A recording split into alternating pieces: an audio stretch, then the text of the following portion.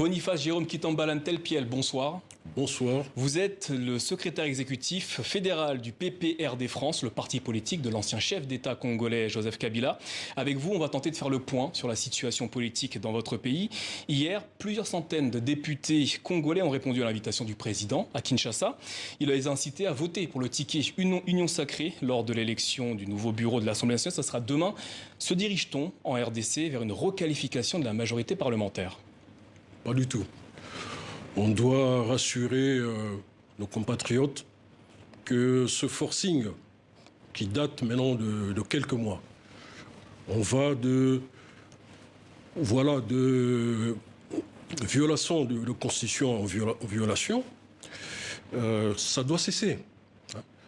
Le pays vit un feuilleton depuis les consultations où on a vu beaucoup de parlementaires se déclarer eux-mêmes corrompus, avoir été motivés par l'argent pour faire tomber l'ancienne présidente de l'Assemblée nationale. Vous avez des preuves de ce que vous avancez?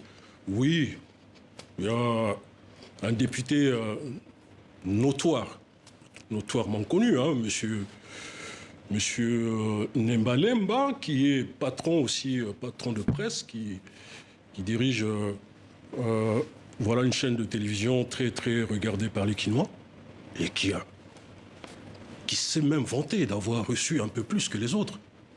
Au départ, c'était 15 000 $ qu'on proposait aux députés, et en leur promettant de verser encore une autre somme après la chute du bureau de Mabunda. Alors, en début de votre propos, vous avez parlé de violation de la Constitution. Qui viole la Constitution? Mais c'est l'institution présidence. C'est-à-dire le président Félix Tshisekedi? On peut le dire. La Constitution? Tout à fait. C'est ce que vous dites ce soir? Tout à fait. Tout à fait. Monsieur le Président, qui est le garant du respect de la Constitution, il a prêté serment pour ça. Tous les prescrits de la Constitution, depuis ces ordonnances qui ont donné lieu à la nomination des juges constitutionnels, et même dans l'armée, qui étaient en violation flagrante avec la Constitution, parce que le contre-seing du Premier ministre était obligatoire. Et on a utilisé une manœuvre frauduleuse pour l'envoyer en province, et nuitamment, en catimini, on a signé des ordonnances qu'on a dû publier à la télévision. Il y avait une centaine d'ordonnances. Pendant des heures, les Kinois tous les Congolais étaient rivés sur l'écran pour écouter les nominés, les nommés. Et ce qui est étonnant, c'est que parmi les nommés, il y avait même des personnes décédées. Donc vous voyez, dans la précipitation... Vous, le président n'est pas en accord avec la constitution du pays.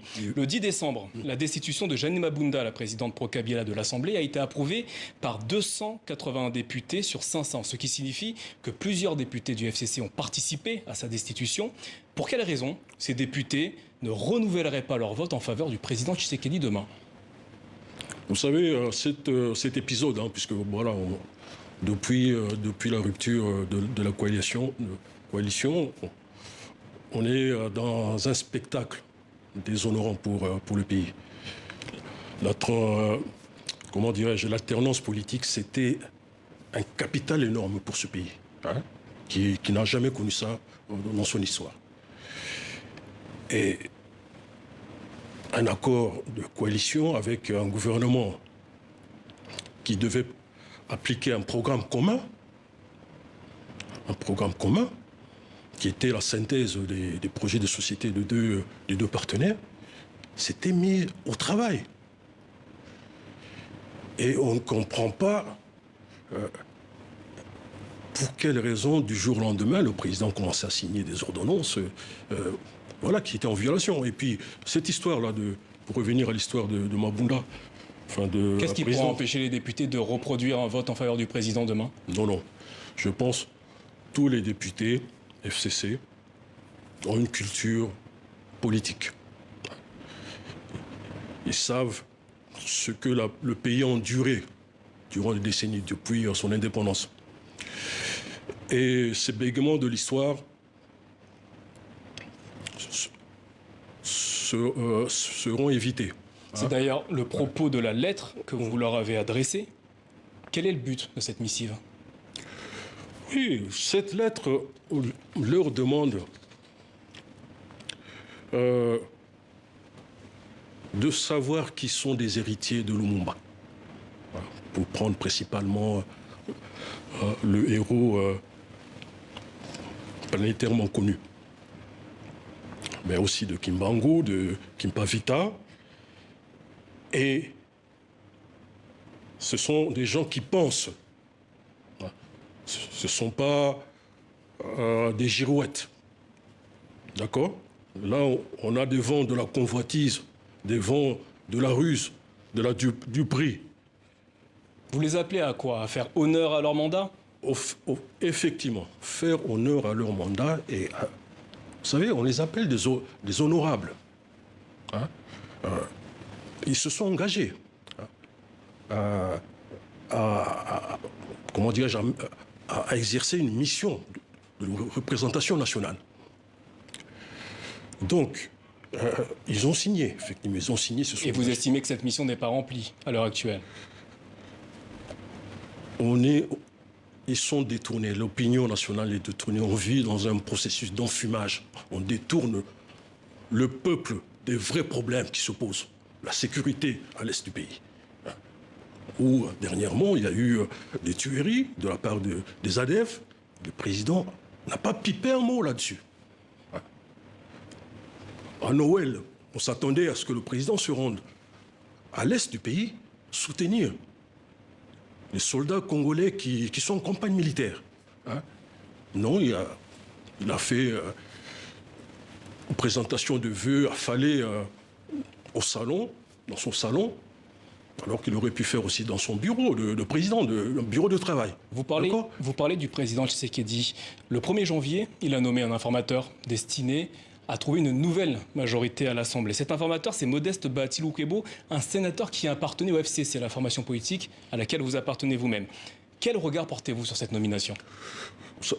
C'est pas une nomination, hein, c'est parce que, vous savez, tout le monde a appris ça par voie de presse, par un communiqué signé par le directeur de cabinet. Ce n'est pas... La nomination d'un informateur se fait par voie d'ordonnance, qui doit être contresignée aussi par le Premier ministre. Encore une fois, comme je vous dis, c'est un manquement à la Constitution. Et ce communiqué de presse n'a pas un soubassement juridique, ni administratif. Donc, monsieur Bahati Lukwebo. Bahati, je ne sais pas qui va consulter, parce qu'on va lui demander cette ordonnance qui doit être publiée dans le journal officiel. Vous voyez la procédure. La procédure constitutionnelle est bafouée. Alors j'ai une dernière question. Depuis le 6 décembre et l'annonce de la fin de la coalition au sommet de l'État, l'ancien président Joseph Kabila demeure muet. Avez-vous des idées de ce qu'il pense de la situation actuelle sur la scène politique congolaise? Non, le président Kabila, c'est un sage. Il ne réagit pas épidermiquement. C'est quelqu'un qui prend le temps. Là, il est parti dans sa province, dans son terroir. C'est la province de ses parents. Et il est parti pour se ressourcer. Mais il aura le temps de s'exprimer. Merci Boniface Jérôme Kitambalan Telpiel d'avoir été notre invité ce soir. Ainsi va l'actualité sur le continent. On se retrouve demain. Prenez soin de vous et belle soirée à tous sur TV5 Monde.